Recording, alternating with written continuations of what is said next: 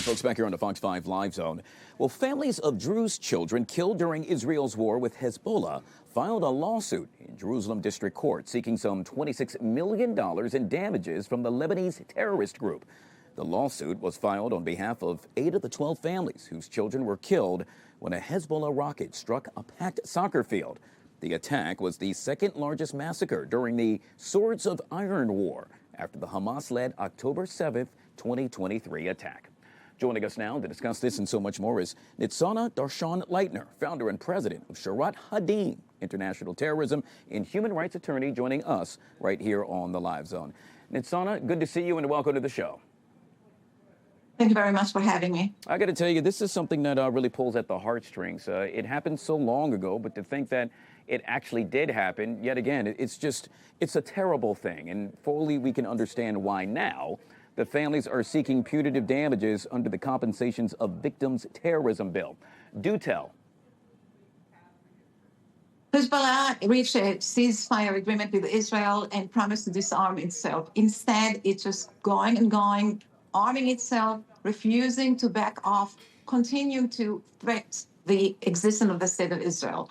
Hezbollah committed war crimes against Israel, and in particular, the soccer game missile attack, killing 12 innocent young children on Saturday when they were just playing and enjoying themselves. The families decided that it's time to fight back.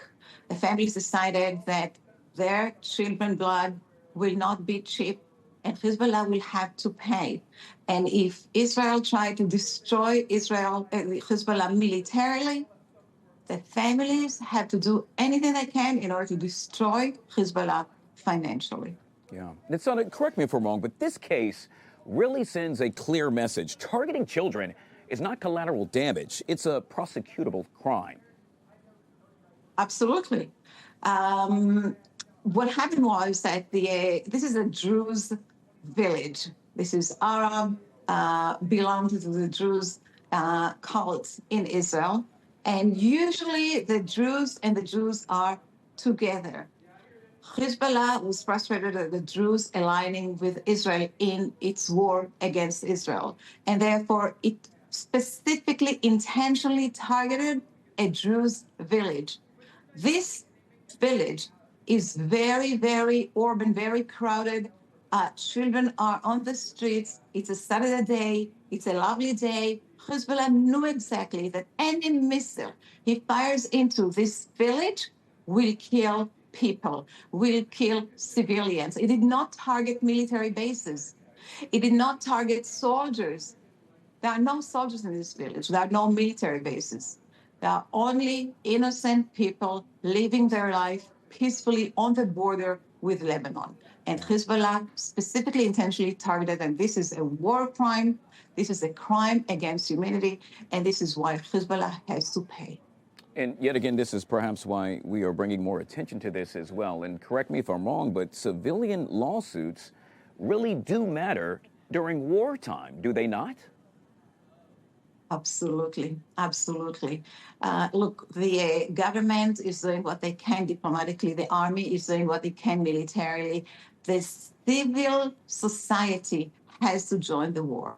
And the only way for the civil society to join the war is to bring civil actions against the terror organizations. Hezbollah need to learn that there is a price for the damage that it causes, for the life that it takes. And during a war, it's 10 times stronger. Because during the war, the entire people, as I said, the government, the military, and the civilians, the people themselves, are joining the war, are unifying.